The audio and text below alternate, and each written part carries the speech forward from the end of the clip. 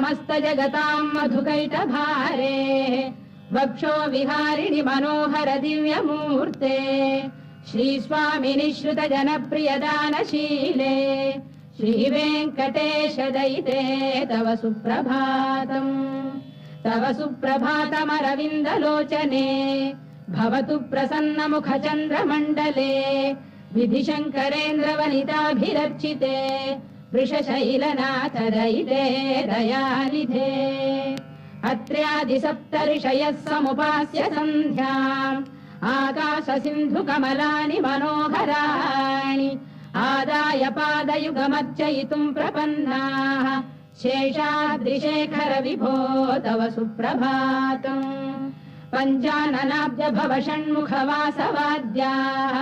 त्रैविक्रमादिचरितम् विबुधास्तु वन्ति भाषापतिः पठति वासर शुद्धिमा